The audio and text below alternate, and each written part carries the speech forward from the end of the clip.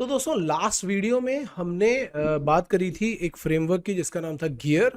और मुझे पूरी उम्मीद है कि आप लोगों ने अभी तक अपने सारे के सारे प्रिंसिपल्स और वैल्यूज़ ढूंढ लिए होंगे। जनरली हम लोग क्या करते हैं, अपनी क्लासेस में इसके लिए एक सेपरेट सेशन कराते हैं, जो कि मैं आगे आने वाले वीक्स में भी अपने बच्चों के साथ में करने वाला हूँ, अपने क्लास के स्टूडेंट्स के। आप भी ये काम करना शुरू कर दो। मैंने वैसे यूट्यूब पे इसके ऊपर भी एक दो वीडियोज़ बनाए थे कि कैसे प्रिंसिपल्स और वैल्यूज़ फाइंड किए जाते हैं। ठीक है, अब बात करते हैं कि जो हमने करंट लोकेशन, डेस्टिनेशन और रोड मैप वाली बात करी थी, उसको और नेक्स्ट लेवल पे लेकर के जाने के लिए तो हमारे दूसरे फ्रेमवर्क का नाम है डैश। डैश मतलब डेली एकेडमिक सक्सेस हैबिट्स। ये जो है, ये सारा कुछ बेसिकली देखा जाए तो टाइम मैनेजमेंट के ऊपर काम किया जा रहा है। आप सभी लोगों को पता होगा कि हम सब के पास टाइम जो होता है ना, दिन के 24 घंटे सबको बराबर दिए जाते हैं। सक्सेस केवल उन्हीं को मिलती है जो इन 24 घंटों को सही तरीके से यूज़ करते हैं। जो उनको बर्बाद कर रहे होते हैं, समय उनको आगे जाकर के बुरी तरीके से बर्बाद करता है। इसलिए हमें समय की बहुत ज़्यादा रिस्पेक्ट करनी चाहिए, टाइम की बहुत ज़्यादा रिस्पेक्ट करनी चाहिए और उसको सही तरीके से यूज़ करना चाहिए। तो अब मैं आपको ये बताऊंगा कि इसको कैसे यूज़ किया जाए। और पिछले वाले फ्रेमवर्क में मैंने जो 3 चीज़ें बताई थी कि उसमें करंट लोकेशन क्या है, डेस्टिनेशन क्या है और रोड मैप क्या है, उस रोड मैप का थोड़ा सा एलैबोरेटेड वर्जन है ये वाली चीज़। और उसके एलैबोरेटेड वर्जन के साथ साथ में मैं आपको एक रफ फ्रेमवर्क दूंगा कि अगर मैं स्टूडेंट हूं तो मैं इसको किस तरीके से प्लान करूंगा। आपको अपना प्लान अपने तरीके से बनाना पड़ेगा। हर एक इंसान अलग अलग तरीके का होता है, उसका पढ़ने लिखने का जो स्पीड होता है वो भी कम ज़्यादा होता है। तो आप इसको अपने हिसाब से कस्टमाइज कर सकते हो। लेकिन ये जो फ्रेमवर्क है, ध्यान से समझना, ये फ्रेमवर्क हर जगह यूज़ किया जा सकता है। आप चाहे किसी भी चीज़ की तैयारी कर रहे हो, आप बोर्ड की प्रिपरेशन करोगे तो भी काम करेगा, जेई के लिए भी काम करेगा, IMUCT के लिए भी काम करेगा। इवन अगर आप डीएनएस कर रहे हो या कुछ और कर रहे हो, कोई भी कोर्स कर रहे हो, ये काम करेगा ही करेगा। बहुत सही चीज़ है। अगर ये चीज़ आपने भी सीख ली और इसको कम से कम 20-30 दिनों तक ढंग से यूटिलाइज कर लिया तो आपकी लाइफ जो है वो एक लेवल अप हो जाएगी। तो अब हम बात करते हैं कि हमारे फ्रेमवर्क जिसका नाम है डैश। तो डैश में मैंने, देखिए, सबसे पहले लिखा हुआ है लॉन्ग टर्म गोल। और मैं पहले दिखा देता हूँ long term goal, mid term goal, monthly goal, weekly goal and daily projects. एक एक करके सबको एक्सप्लेन करूंगा। What is long term goal? Long term goal जो होते हैं ना, ये थोड़े डिजायर जैसे होते हैं, ड्रीम्स जैसे होते हैं। जैसे कि 1 साल के बाद, फिलहाल हम 1 साल के बाद का ही, मैं स्टूडेंट हूँ जो कि घर पे बैठ करके IMUCT की प्रिपरेशन कर रहा है, जिसके पास ज़्यादा पैसे नहीं हैं देने के लिए, लेकिन जो जान लगाना चाहता है, पढ़ाई करना चाहता है, मैं वो स्टूडेंट हूँ। इसके अलावा कोई स्टूडेंट इसको ना देखे, ठीक है, इस वीडियो को। अब मैंने लॉन्ग टर्म गोल ये बनाया कि मुझे IMUCT जो 2024 होने वाला है उसमें टॉप 500 में रैंक चाहिए। टॉप 500 में रैंक चाहिए तो मैं पहले ये देखूंगा, मतलब पहले तो मैंने लॉन्ग टर्म गोल बना दिया कि भैया टॉप 500 में रैंक चाहिए। और दूसरी बात, मुझे एक अच्छी कंपनी या 2 अच्छी कंपनी, एंग्लो ईस्टर्न और सिनर्जी में मुझे अपनी स्पॉन्सरशिप चाहिए। ये 2 चीज़ें मैंने डिसाइड कर ली। तो जब आप लॉन्ग टर्म गोल बनाओगे तो लॉन्ग टर्म गोल बनाने के साथ साथ में आप ये लिखोगे कि उसके लिए क्या क्या रिक्वायर्ड है। ठीक है, लॉन्ग टर्म गोल जैसे मुझे अगर चाहिए टॉप 500 में रैंक, तो सीधी सी बात है कि मुझे ये लिखना पड़ेगा कि भैया कम से कम 150 से 160 क्वेश्चन तो करने पड़ेंगे तब।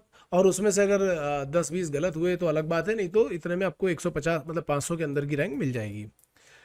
अच्छी कंपनी में प्लेसमेंट चाहिए, मतलब कि रिटर्न के सारे पेपर सॉल्व होने चाहिए और इंटरव्यू की अच्छी प्रिपरेशन होनी चाहिए। कम से कम मैं अपनी तरफ से तो 20-25 मॉक इंटरव्यू करने की कोशिश करूंगा ही करूंगा। ये 2 चीज़ें मैंने बना ली कि ये रिक्वायरमेंट हो गई है।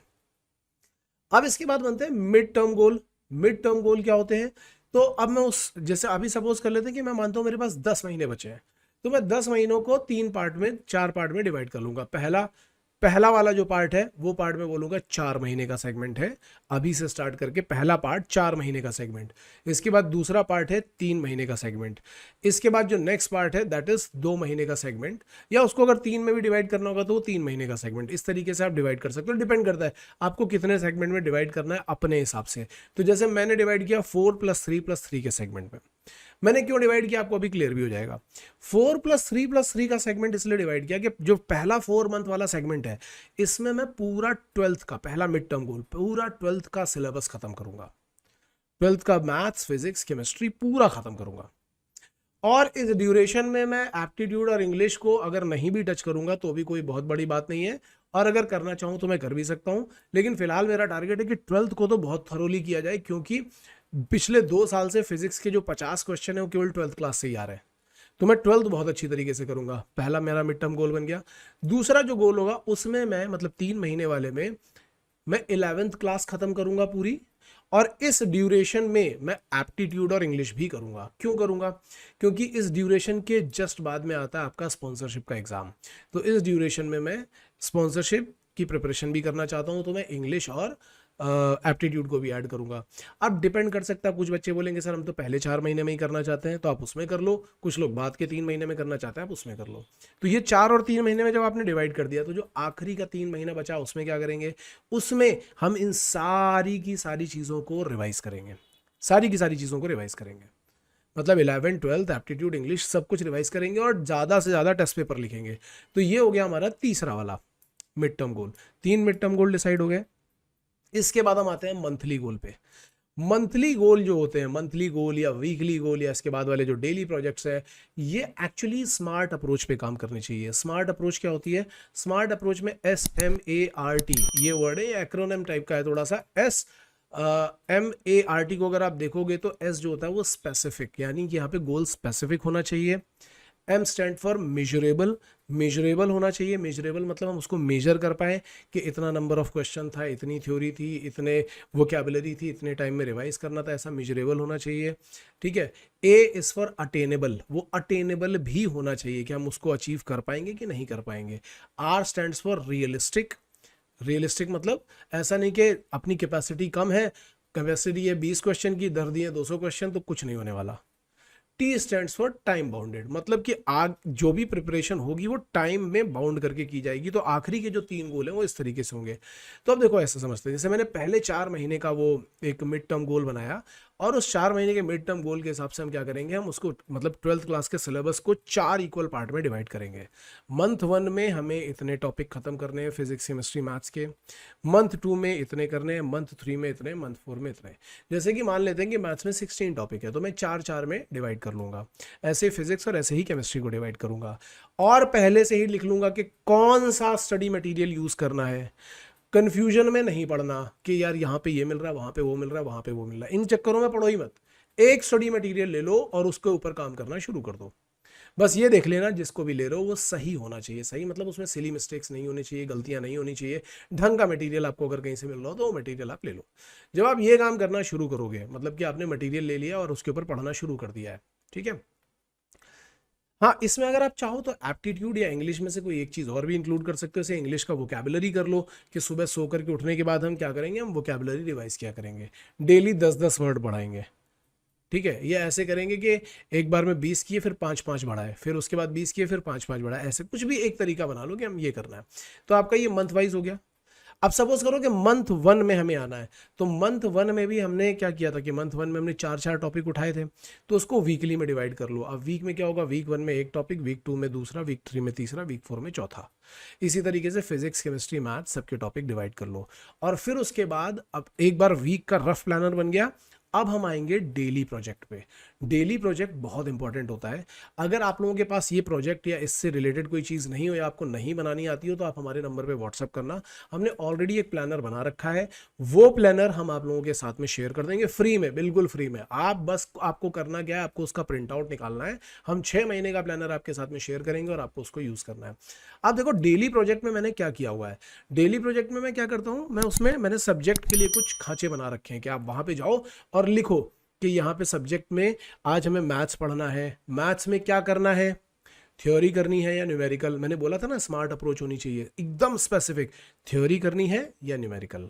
अगर थ्योरी करनी है तो कितना टाइम लगेगा, अगर न्यूमेरिकल करना है मतलब चैप्टर, थ्योरी मतलब चैप्टर रिवाइज करना, चैप्टर रिवाइज करना है तो कितना टाइम लगेगा, क्वेश्चन करने हैं तो कितने क्वेश्चन करने हैं, और उन क्वेश्चंस को करने के लिए कितना टाइम लगाना है। इस तरीके से आपको वो बनाना है। दूसरी बात क्या होना चाहिए, रियलिस्टिक। ऐसा नहीं होना चाहिए कि आज का वीडियो देखा, जोश में आगे एकदम भर डाला, शाम तक देखा कि अरे कुछ हुआ ही नहीं। जनरली लोग जो अपना प्लानर बर्बाद करते हैं या जिनके दिमाग में ये आइडिया होता है कि टाइम टेबल काम नहीं करता है, प्लानर काम नहीं करता, वो इसीलिए क्योंकि वो एकदम से बहुत सारा भर लेते हैं और 4 दिन में ही उनका प्लानर फेल हो जाता है। मैंने क्लियरली बोला realistic and time bounded. Realistic का मतलब ये है कि पहले अपनी कैपेसिटी जानो। हो सकता है कि आपकी कैपेसिटी किसी दूसरे बच्चे से काफ़ी कम हो, तो इसमें परेशान होने वाली बात नहीं है, ठीक है। अगर कम भी होगी तो हम उस लेवल से बढ़ना शुरू करेंगे, एक एक एक एक स्टेप लेकर के। अगर आपकी स्पीड 10 क्वेश्चन की 1 घंटे में, तो 10 से स्टार्ट करो, उसको 10 से 12 बनाओ, 12 से 14, 16, 18, 20, धीमे धीमे बढ़ाओ। ईयर एंड तक जाते जाते आपकी स्पीड अपने आप 40-50 तक पहुंच चुकी होगी। इसके लिए मैं गारंटी दे सकता हूं, क्योंकि मैंने ये खुद ट्राई करके देखा है, ठीक है।